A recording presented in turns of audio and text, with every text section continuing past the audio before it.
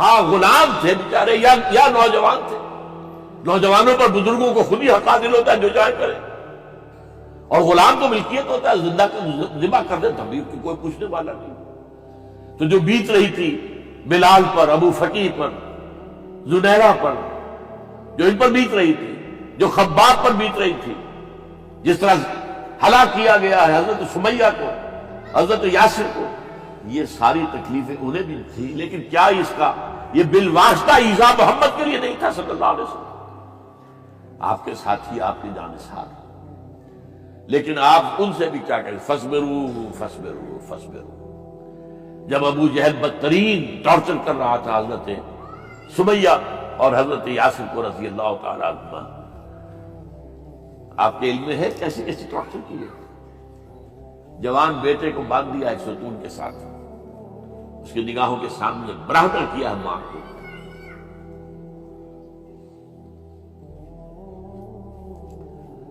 ہاتھ میں ایک مورتی ہے, جب تنگ آ گیا ستا کر تنگ کر کے مار مار کے حضرت سمیہ ٹس سے مس نہیں ہو رہی. کہتا ہے تم ایک دفعہ کہہ دو سمیہ کہ ہاں اس مورتی میں بھی کچھ ہے, میں تمہیں چھوڑ دوں. انہوں نے تھوک دیا, برچھا مارا شرمگاہ کے اندر.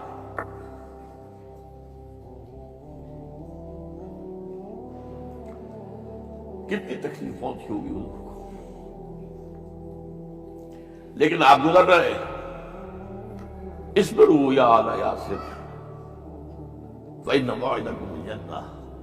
اے یاسر کے گھر والوں صبر کرو, تمہارے استقبال کی تیاریاں ہو رہی ہیں جنت. یہ سیرت کوئی بناتا سناتا ہے, یہ سیرت. یاسر کے ساتھ کیا کیا ہے, 4 اونٹ نر سانڈ, اور ان کے ساتھ رسے باندھ کر ایک رسے سے ان کا ایک بازو باندھا, ایک سے دوسرا بازو, ایک سے ایک ٹانگ, دوسرے سے دوسری ٹانگ. انہیں دوڑایا ہے کہ پرکھتے ہوں جیسے. یہ دین ایسے ہی قائم نہیں ہوا. عدل و انصاف کا نظام ٹھنڈے ٹھنڈے قائم نہیں ہوتا, گھر میں آرام سے بیٹھے ہوئے قائم نہیں ہوتا. اور سنیے, 3 برس شیب بنی ہاشم کے تو قید ہے, 3 برس. اور یہاں کی قید پر قیاس نہ کریں. یہاں تو جیل میں کھانے کو ملتا ہے, راشن ملتا ہے, جیسا بھی ملتا تو ہے. اور لیڈروں کے لیے تو کلاس 1 لاکھ بھی کلاس ہے. ہاں تو ان کا تو لیڈر تو لوگ جب آتے ہیں جیل کاٹ کر معلوم ہوتا ہے کہ شاید کسی صحت افزا مقام سے تشریف لانا. وہاں کیا تھا, ٹوٹل بائیکاٹ. ایک گھاٹی, ادھر پہاڑ ادھر پہاڑ, دونوں طرف جو ہے پہرے, کوئی کھانے پینے کی چیز اندر نہیں جائے گی. اور پورا خاندان بنی ہاشم, وہ بھی کہ جو ایمان نہیں لائے, وہ قبائلی زندگی تھی نا. بنو ہاشم چونکہ حضور کو پشت پناہی چھوڑنے کو تیار نہیں ہوئے, ابو طالب نے آخری وقت تک بھی ساتھ نہیں چھوڑا. ہاں آخری وقت کے قریب ایک بات ہو گئی تھی. ایک مرتبہ تو ہوا کہ وفد آیا ہے قریش کا کہ اپنے بھتیجے کو روک لو, وہ ہمارے معبودوں کی توہین کرتا ہے. ابو طالب نے بلایا اور آپ سے کہا کہ یہ کچھ اپنے رویے کو بدلے. آپ نے فرمایا چچا جان, اب تو چاہیے میرے ایک ہاتھ پر سورج اور دوسرے پر چاند رکھ دے, میں اپنے اس مشن کو چھوڑ نہیں سکتا. یہ ہے استقامت. اور ابو طالب کے عین انتقال کے وقت وہ معاملہ ہوا جب وفد آیا ہے کہ ٹھیک ہے اب ہمارا جو ہے صبر کا پیمانہ لبریز ہو گیا ہے, اب ٹھیک ہے آ جاؤ میدان میں, تم بھی ساتھ چھوڑنے کو تیار نہیں. ابو طالب نے بلایا, بھتیجے مجھ پر اتنا بوجھ نہ ڈالو جو میں برداشت نہ کر سکوں.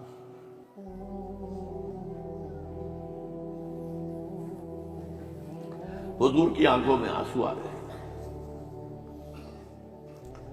چچا جان اب تو یا یہ بات پوری ہوگی یا میں اپنے آپ کو ختم کر دوں, اسی میں ختم ہو جائے. 12 شیب بنی ہاشم میں 3 برس اس سال میں گزرے ہیں.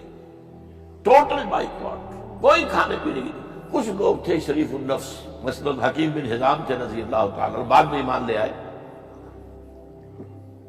حضرت خدیجہ کے وہ رشتہ دار تھے، وہ پہاڑ پر چڑھ کر ایک تو رات کی تاریکی میں، دونوں دروازے تو بند ہیں، پہاڑ پر چڑھ کر چوٹی سے نیچے اتر کے کوئی چیزیں کھانے پینے کے دے آئے تو دے آئے، بس اللہ علیہ وسلم۔ کوئی اور ایک آدھ ہوگا ایسا۔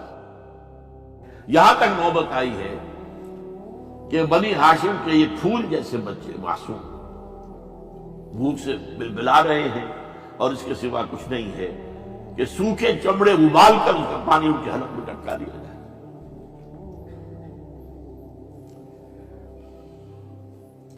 اور جو ہوا وادی طائف میں، جب مکے والوں نے فیصلہ کر لیا کہ آپ قتل کر دو، ابو طالب بھی فوت ہو چکے ہیں، اب کوئی اندیشہ نہیں تھا، کوئی خانہ جنگی شروع نہیں ہوگی، کوئی انٹرا ٹرائبل وار نہیں ہوگی،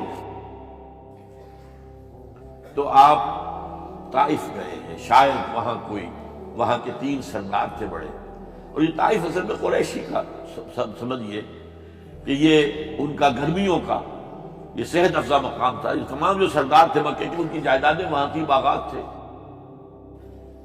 اور وہاں کے بھی 3 سردار تھے، تو شاید ان میں سے کسی کو اللہ توفیق دے دے۔ وہاں گئے ہیں اور صرف ایک ساتھ ہیں، حضرت زید بن حارثہ، حضرت ابوبکر بھی ساتھ نہیں، سائے کی طرح ساتھ رہنے والا بھی ساتھ نہیں تھا۔ وہاں جا کر جو آپ نے تینوں سے بات کی ہے، تینوں نے وہ باتیں کہی ہیں جو کلیجے کو چیر جائیں۔ تمہارے سوا کوئی اللہ کو نہیں ملا تھا رسول بنانے، جاؤ چلے جاؤ۔ ایک کہتا ہے فوراً چلے جاؤ یہاں سے، اس لیے کہ ہو سکتا ہے کہ تم سچے ہو تو کہیں میں تمہاری توہین نہ کر دوں، اور یہ بھی ہو سکتا ہے تم جھوٹے ہو تو جھوٹے کو میں منہ نہیں لگانا چاہتا۔ 3 دن کی یہ سختی، اور اس میں کیا ہو رہا ہے، اسٹریٹ ارچنز جو کہلاتے ہیں ہمارے ٹھوکرے گلیوں کے، انہیں اشارہ کر دیا ذرا ان کی خبر لو، اب وہ پتھراؤ کر رہا۔ جیسے ہمارے ہاں کوئی آ جاتا ہے، کوئی نیم پاگل یا کوئی اور کسی طرح کا مست قسم کا آدمی، اور اس کے اوپر چھوکرے چاروں طرف ہوں اور ستا رہے ہوں، یہ نقشہ تھا، اور طائف کی گلیاں تھیں، اور محبوب رب العالمین تھے۔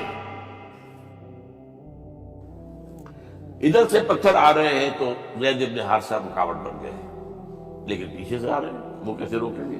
پیچھے جاتے ہیں تو ادھر سے آ رہے ہیں۔ جسم لہو لہان ہے، خون رس رس کر زخموں سے جوتیوں میں آ کے جم گیا ہے۔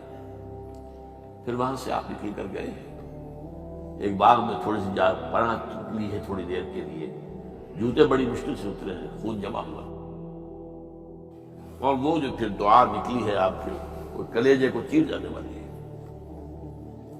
اللہم الیک اشکو ضعف قوتی وقلت حیلتی وحوانی علی الناس، اے اللہ تیری جناب میں فریاد لے کر آیا اپنی قوت کی کمی کا، اپنے وسائل کی کمی کا، اور لوگوں میں جو رسوائی ہو رہی ہے، الا من تکلنی الا بعید یتجہمنی اور الا عدو من لقت امری، مجھے کس کے حوالہ کر دیا، مجھے دشمن کے حوالے کر دیا جو چاہے میرے ساتھ کر گزرے۔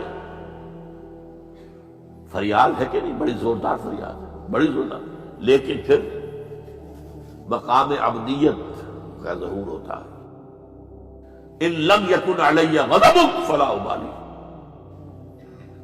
اے اللہ اگر تو ناراض نہیں ہے، مجھے اندیشہ یہ ہو گیا کہ کہیں تو ناراض تو نہیں ہو گیا، کہیں تو نے میرا ساتھ تو نہیں چھوڑ دیا، اگر تو ناراض نہیں تو مجھے کوئی پرواہ نہیں، جو ہو سو سر تسلیم خواہ جو مزاج یار میں آئے۔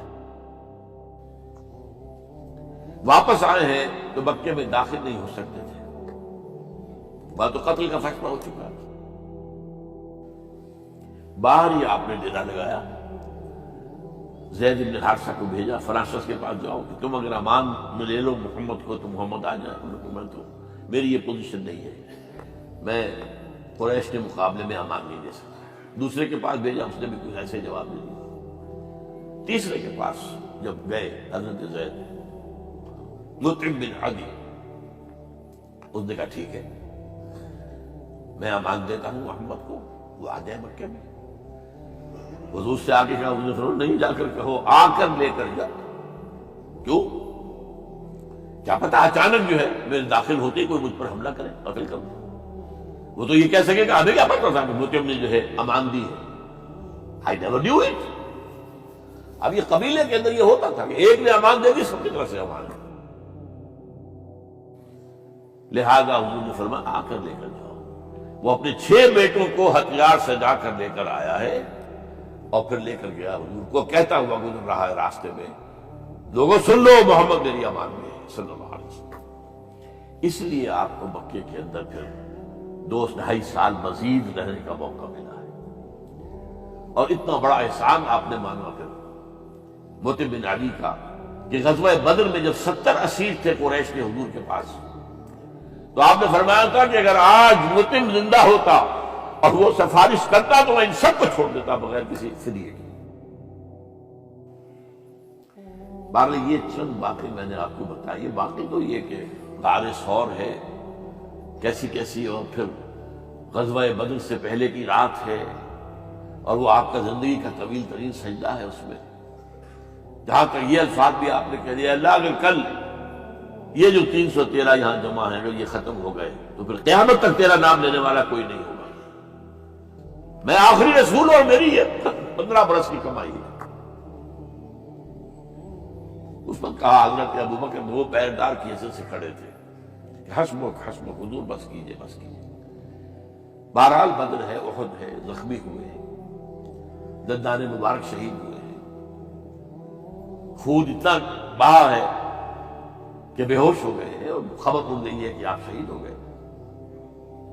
یہ سب کچھ، اور سب سے بڑھ کر حمزہ کی لاش سامنے آئی۔ کیسی لاش؟ ناک کٹی ہوئی ہے، کان کٹے ہوئے ہیں، پیٹ چاک کر کے کلیجہ چبایا ہوا ہے۔ کس طرح برداشت کیا ہوگا آپ نے؟ اپنے اوپر تاری کر کے دیکھیں، یہ حمزہ کون ہے؟ چچا ہے، دودھ شریک بھائی ہے، خالہ کار بھائی ہے، ساتھ کا کھیلا ہوا ہمجولی ہے، اور اس کی لاش آئی۔ جو قلب اطہر پر بیت رہی تھی وہ مدینے میں آ کر ایک بڑا ماحول بدلا ہوا تھا، تب وہ بات سامنے آ گئی۔ جب آپ مدینے واپس تشریف لائے ہیں تو ظاہر بات ہے کہ زیادہ انصار کے لوگ تھے جو شہید ہوئے تھے۔ بدر میں مہاجرین تو میرے خیال 1/4 تھے نمبر کے اندر، 3/4 تو انصاری تھے۔ اسی طریقے سے احد کے اندر معاملہ ہے، تو مختلف گھروں سے عورتوں کے بین کرنے کی آوازیں آ رہی تھی، اس لیے کہ اس وقت تک بین کرنا حرام نہیں تھا، قرار دیا گیا تھا، ممنوع نہیں تھا۔ آوازیں سن کر حضور کی زبان مبارک سے نکل گیا، اما حمزہ تو فلا بواکی لہو، ہائے حمزہ کے لیے تو کوئی رونے والی بھی نہیں ہے۔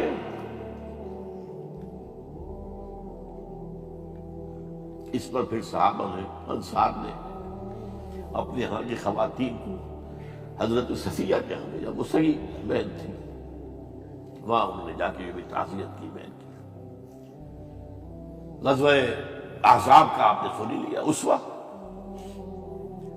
اسوہ رسول پر نہ معلوم کیا کیا باتیں چیز لوگوں میں مشہور ہو گئی ہیں۔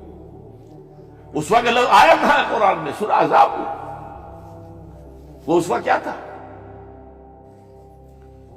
جب خندق کھودنے کا فیصلہ ہوا ہے تو خندق کھود رہی ہے، حضور بھی لگے ہوئے ہیں، بھاری بھاری پتھر اٹھا کر کندھے پر لا کر باہر پھینک رہے ہیں، پتھریلی زمین تھی، ایک پتھر کسی سے ٹوٹا نہیں تھا، تو حضور نے جو ہے 3 دفعہ جو اس کی مطلب لگائی تب ٹوٹا ہے۔ لیکن یہ کہ کئی دن کے فاقے ہو چکے تھے، کھانے کو کچھ نہیں، پورا محاصرہ تھا، 12,000 کا لشکر گھیرے ہوئے، یہاں تک کہ آپ کو معلوم ہے کہ گھروں کے اندر بیت الخلا تو نہیں، باہر جاتے تھے قضاء، اس کا کوئی امکان نہیں۔ شدید ترین آزمائش جو ہوئی ہے اس کا نتیجہ ایک طرف یہ نکلا کہ منافقین کا نفاق ان کی زبانوں پر آ گیا۔ قرآن مجید میں ہے یہ انہی آیات میں، ما وعدنا اللہ ورسولہ الا غرورا، ہمیں تو اللہ اور اس کے رسول نے دھوکہ دے کے مروا دیا۔ ہم سے کہا تھا کہ قیصر و کسریٰ کے خزانے تمہارے قدموں میں آئیں گے، اور حال یہ ہے کہ اب رفع حاجت کے لیے باہر نہیں جا سکتے، کھانے کو کچھ نہیں۔